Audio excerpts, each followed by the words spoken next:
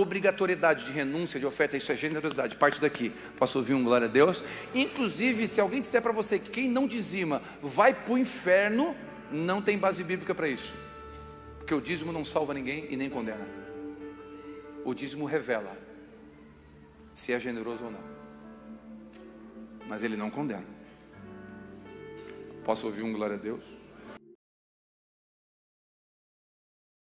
Só que o diabo, ele estava tentando destruir a igreja por fora. Como? Perseguição, crucificando os cristãos, perseguindo, botando fogo, fazendo dos cristãos tochas de fogo para iluminar as noites de Jerusalém. Então o diabo estava destruindo, decepando a igreja por fora, mas a igreja crescia. Quanto mais o diabo batia, quanto mais batia na massa, a massa leveda, e a massa crescendo, e o diabo tentando por fora, e a igreja crescendo, e o diabo mata um aqui, nasce 10 lá, e morre um no Coliseu, nasce 30 na arquibancada, e aí o diabo tenta como? Ele vai por dentro agora.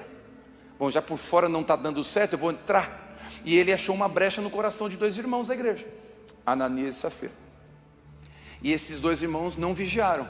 Eles não estava escrito ainda, né? Porque Paulo escreve aos Colossenses: vigiar e orar. Eles não estavam vigiando, talvez estavam só orando, sem vigilância. E eles não vigiaram o coração. E eles viram Barnabé entregando tudo. E quando eles viram Barnabé entregando tudo, eles venderam e pegaram uma parte, guardaram e foram lá entregar. Quando foi entregar, Pedro falou assim: o que houve? O terreno era teu, cara. Tu não precisava nem dar. Então percebe que não era uma regra. Não era obrigado a tirar, vender e dar. Não era isso. Barnabé fez, porque Deus mandou. Cara, e outra coisa, se tu vendesse, o dinheiro era teu, tu não precisava nem trazer o dinheiro aqui. Por que você tentou enganar o Espírito Santo? Guardando um pouquinho e fazendo de conta que deu tudo. E aí ele caiu morto. Aí a esposa chegou desavisada: meu marido, vem cá, foi por esse valor que vocês venderam? Foi. Por que vocês acordaram para tentar enganar o Espírito Santo? Ela caiu morta também. Aí houve um grande temor. Esse é o contexto da história. E o que esse texto nos ensina? Primeiro é que Satanás não desiste.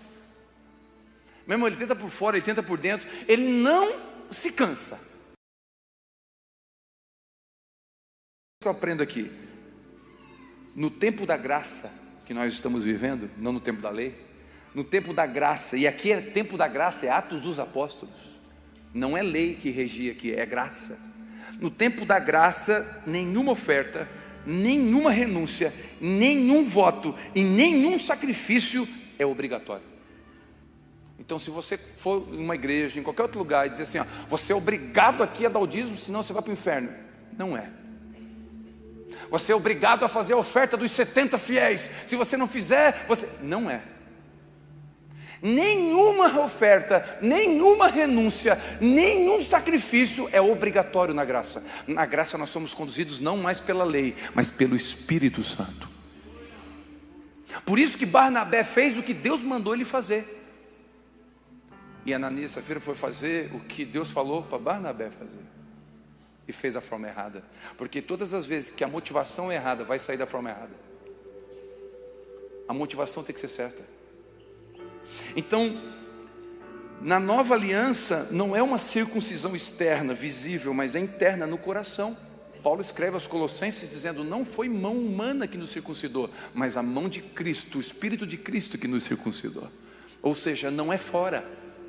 Você pode trocar a missa pelo culto, a saia pela calça, mas se não mudar por dentro, não vai mudar nada.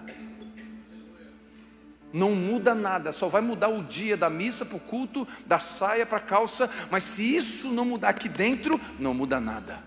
Não é fora, é dentro. A lei era tudo visível, a graça é aqui dentro. Deus faz aqui dentro primeiro, daqui sai.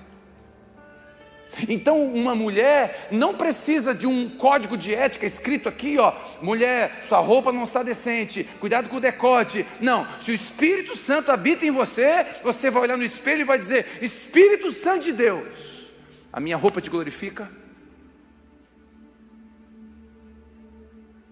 Claro que como irmãos em Cristo, nós podemos exortar uns aos outros, E às vezes um novo na fé, uma pessoa que está começando ainda não sabe, né? Um irmão ganhou uma oportunidade no culto, não foi aqui, mas ele ganhou uma oportunidade para começar o culto, para abrir, fazer a introdutória. O pessoal sabe o que é isso. Ele foi começar o culto, verdade. E ele era recém-convertido da vida louca, das quebradas. É nós, mano, vamos quebrar tudo e a polícia está vindo aí, vamos fugir, pá. Só que ele se converteu, agora ele é crente. E aí ele pegou o microfone. Daí galera, é nós. E aí, pá, Deus, o pastor deu uma oportunidade, valeu aí pastor.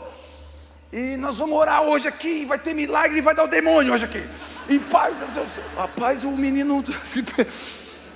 Aí o pastor vem cá. Não demônio não, querido.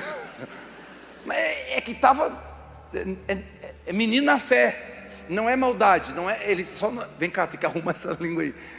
Vamos dar uma consertada, né? Tá tudo bem, mas escute, tem que ser de dentro, porque se é de fora para dentro, não traz resultado.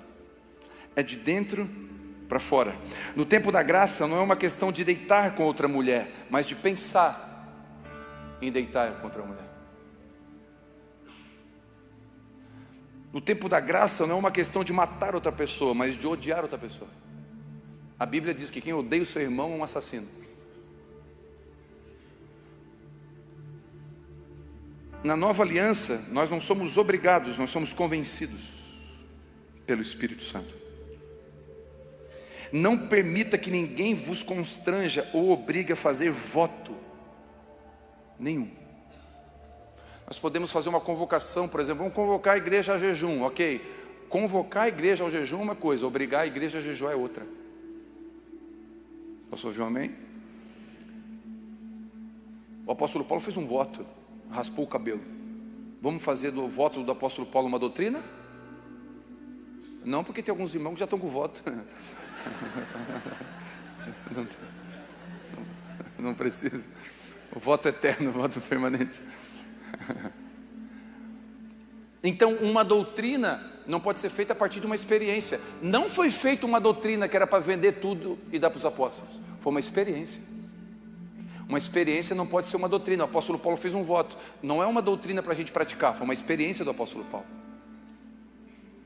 Então as experiências, fulano viu um anjo, toda a igreja tem que ver anjo. Não, foi a experiência que ele teve. Não permita que ninguém vos obrigue, vos engane e manipule com visões de anjos, com profecias, com experiências pessoais. A experiência que a pessoa teve, ela teve, glória a Deus, não foi a sua.